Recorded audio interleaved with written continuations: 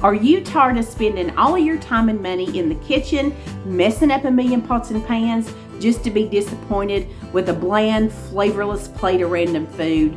Well, honey, these skillet meals are the answer to your problems. Today, I'm sharing 3 absolutely delicious one-pot wonders that each have their own unique flavor. Plus, they're quick and easy to make and clean up, easy on your wallet, and this is food your family will actually eat. I'm Mel and welcome to my kitchen. Now let's get started. I know you are going to love this super easy barbecue chicken and potato skillet. It's no secret how I feel about a one skillet meal. I love them. The only thing I can think that I like better than a one skillet meal is one where you don't measure your ingredients. And that's what we've got here tonight. This is so customizable if you're making it for 2 people, 4 people, 6 people. You're just going to kind of eyeball how much ever stuff you need. So I pulled out my little baby potatoes here and I am dicing them up pretty small, trying to make every piece about the same size. And I want to make my skillet meal about enough for 2 or 3 people. It's just me and Patrick here, but Maddie might want a bite of this when she gets home from work. And if not, a little leftovers never hurt anybody. So into my bowl go all my potatoes.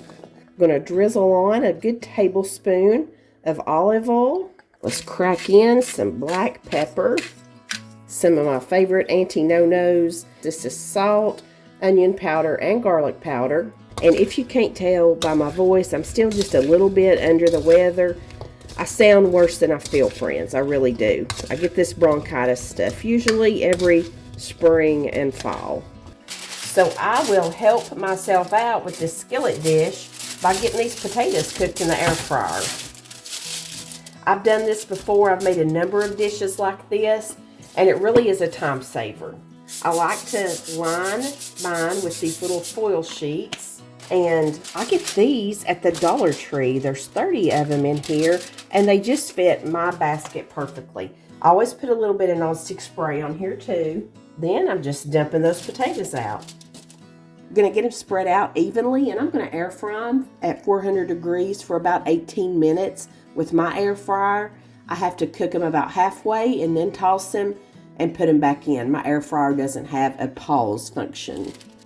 Technology has made our world a much smaller place, and thanks to YouTube, we can all connect with viewers from our community all over the world. I love talking with you guys about the food and the cultures that have made you who you are. By nature, I'm just a curious person, and communication holds the key to learning. It helps us develop social skills and make friends, and it keeps our minds sharp too. And friends, the last few weeks, I have been challenging myself by using Babbel to learn some Spanish. I'm so tickled to share it with you, and I'm really impressed at how much I've learned in such a short time. Babbel is one of the top language learning apps in the world. I've set realistic learning goals for myself and go at my own pace. And the lessons teach through real-world conversation, focusing on phrases that I'd be likely to use, like "Donde está el baño?" and "Por favor y gracias."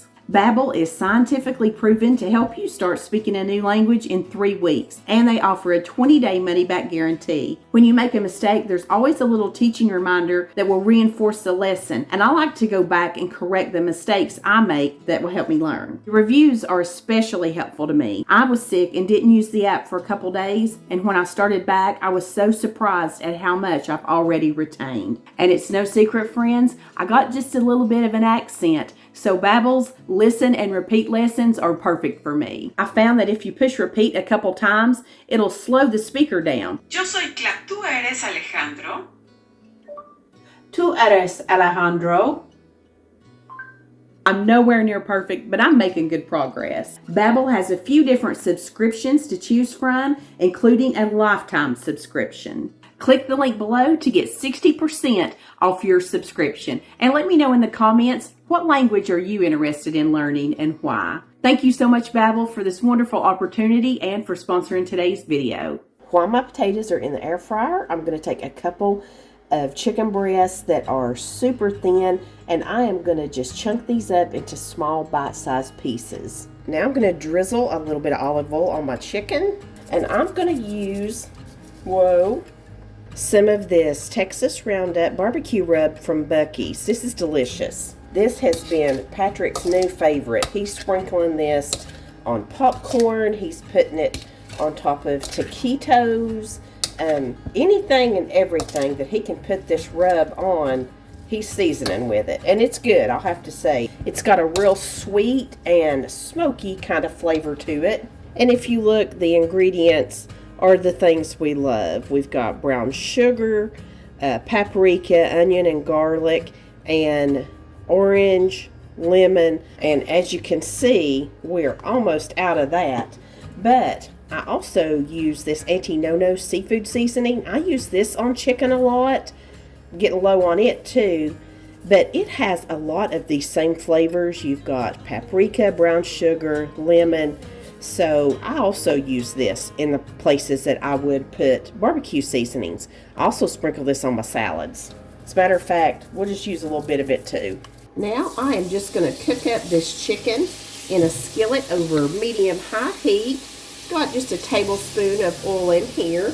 And we're going to cook these little chicken pieces up till they're 165 degrees internal temperature. And we want to make sure we get all the sides pretty and brown. When you see your chicken's nice and done, you're just going to dump your potatoes in. Let's give it all a little stir here. Now we're just going to squirt in a little barbecue sauce. Just plain old bottled barbecue sauce. I'm using Sweet Baby Ray's Honey Barbecue. Go ahead and turn your heat off at this point.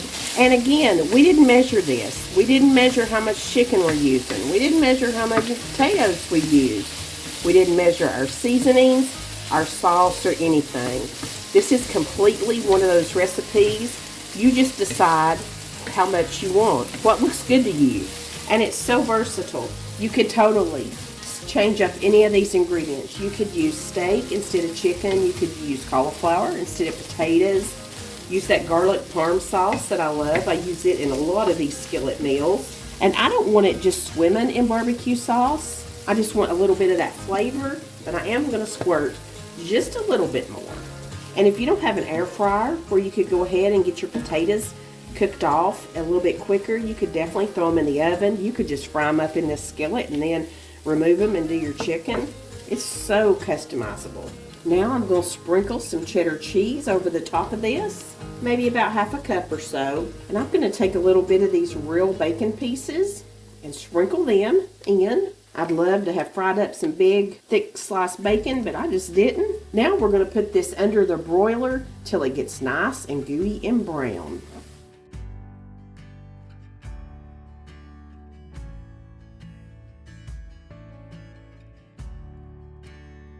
This is a delicious idea that my friend Maria shared. She and I have collaborated on YouTube videos before. Her channel is called Meals with Maria. I'll leave Maria's information down below in the description box. If you like the kind of food I make, quick, easy, family friendly, you'll love Maria's channel too. Thank you, Maria, for this delicious, delicious meal. Today we're going to make a one-pot taco spaghetti. Starting by browning up 1 pound of ground beef, and I'm putting in about 1/4 of a chopped sweet onion. Just going to continue to brown this up and make sure our beef is cooked thoroughly. This one will not go in the oven. Everything's on top of the stove. Everything's in one pot. Even our pasta will cook in here. I'm going to soak up any extra grease with just a paper towel. And I don't know if I mentioned, but you do need to have a lid for your skillet. Now that my ground beef is almost done, I'm going to throw in a teaspoon of garlic. And let's get that nice and fragrant. Now that my meat and onion and garlic is all cooked up here, I'm going to add in 1 envelope of taco seasoning. Today I'm using a Walmart reduced sodium brand. You just use whatever is your favorite. I've also got a 14-ounce can of fire roasted tomatoes that I'm adding in. But these are in big chunks. Patrick and Maddie don't like big chunks of tomatoes. So I'm going to drain it off, but keep the juice. And I'm just going to cut them up into as small pieces as I can. This is not a problem for me. They put up with a lot of crap for me. We'll talk about that later. So this is the least I'll do for them. And when I've seen this recipe made, most of the time people add 2 cups of water. But I'm going to add in 1 cup of tomato sauce. If you have been here before, you'd know that now when I just make regular taco meat, instead of adding in the water with the envelope, use taco sauce. It gives it a whole, just better flavor. It's rich, it's deeper.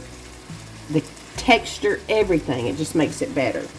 I also saved the juice off of those fire roasted tomatoes. Gonna mix it around here in this can. Then I filled it up the rest of the way with water, and that's what I'm adding in. If you just want to add water, you do you. I'm sure it tastes fine. Or you could even do some chicken or beef broth. That would give it a little bit more flavor, but I'm all about just, throwing in what you can for more flavor. Now's the point where you'd add in your 8 ounces of uncooked spaghetti. But I'm just a total baby about spaghetti. I just don't like it. I don't like how it looks. I don't like how it feels, how it runs away from you on a plate. I'm just a real brat about it. So we're using these bow tie noodles. Now, if I was at somebody's house and they served me spaghetti, I wouldn't hurt their feelings. I guess I'd power through. But my family's kind enough to put up with my little quirks and quandaries. I put up with theirs too and chop their tomatoes up for a little. It's all give and take. I feel like I need a little bit more water to cover up my bow ties. So I'm going to add in, that was probably about 1/3 of a cup, maybe 1/4 of a cup. I think that'll be plenty. You just now want to make sure that all your pasta is kind of pushed down underneath your liquid. I'm going to bring it up to a boil, which is already happening here. And then I'm just going to reduce the heat a little bit, pop a lid on it, and we're going to let it cook about 12 minutes and see how our doneness is. I gave my pasta a good stir about halfway through the cooking time. Then, when I finished cooking it and removed the lid, I gave it a little taste test to make sure my pasta was done, and it was perfect. But if you have too much liquid left, just leave the lid off and you can let some of that cook out. But for now, I'm turning the heat off. I'm going to take a big handful of cheddar cheese, probably about a cup. I just had a little left. Let's finish it off. And I'm just going to put this lid back on long enough to let that cheese melt down.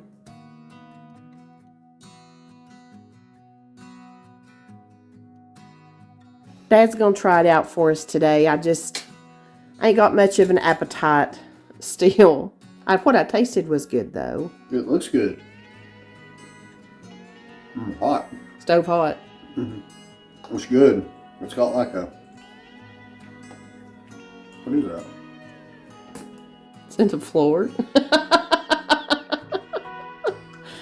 a sweet taste to it. Sweet. Maybe that's some fire roasted tomatoes. I don't know.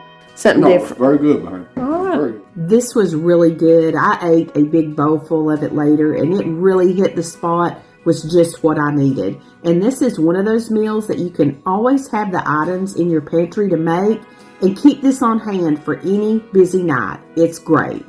We're making a brand new recipe I've never tried before. It's a chicken and potato skillet meal with a Dijon cream sauce.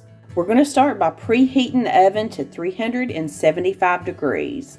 I'm going to throw 2 tablespoons of butter and about a tablespoon of olive oil into a big, heavy-duty, oven-safe skillet. Let that start melting down. Meanwhile, I'm going to prep my chicken and my potatoes. These chicken breasts were really large, so I'm going to slice them and butterfly them in half. And I've got about 1/2 pound of these little baby red potatoes. I'm just going to quarter them up into pieces that are all about the same size. You can use any baby potato you want. I just think the red will show up really nice in this skillet dish. Now I'm just going to give them a little drizzle with some olive oil.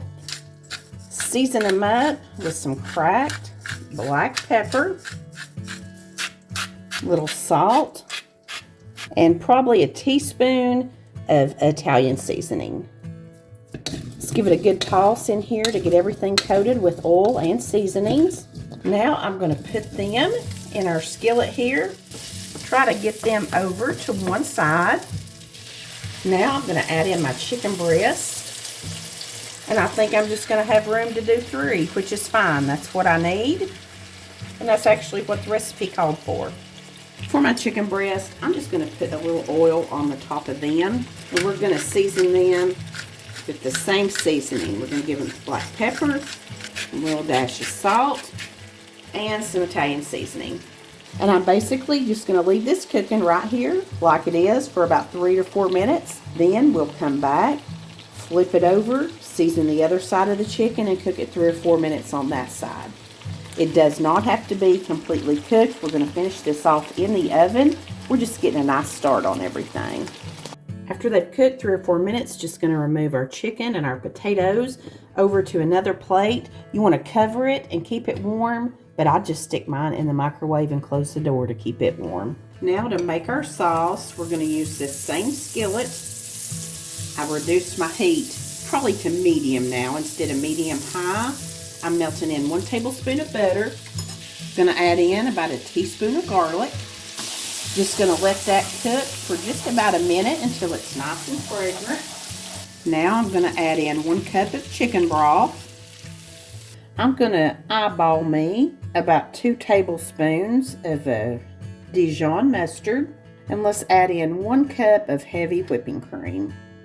I'm going to give it just a little bit more black pepper. Now let's just get everything all whisked together. The chicken broth that I used, I made it from a base, and it's pretty salty, so that's why I didn't add any more salt. But I don't think I could ever get enough black pepper. I love it. The recipe didn't say how long you should cook this. I think it's going to thicken up some actually in the oven. That's what my mind says.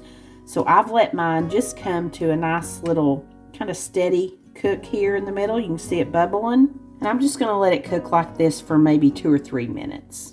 Now I'm just going to start adding my chicken and my potatoes right back into this skillet. Don't leave any of that flavor behind. Make sure we get everything nice and covered. Now we're going to put it down in that 375-degree oven and check it after 15 minutes. Mine was perfect after 15 minutes. I didn't even have to broil this, but if you wanted to, you could. Oh my gosh, this was so amazing. Me and Patrick and Maddie all just absolutely loved it. And if you wanted to make this in larger portion sized, you could brown everything up, then put it onto a rimmed sheet pan that had a good lip on it, make your sauce, and pour it over the top and bake it up like that. It'd kind of be like a skillet meal finished off as a sheet pan dinner. Totally delicious though. Remember to click the link in the description box below to get 60% off your subscription to Babbel. And if you like tonight's One Pot Wonders, be sure and watch this video next. I know you'll love it too. Thanks so much for being with me. I appreciate you, and until next week, I send you love straight from my kitchen.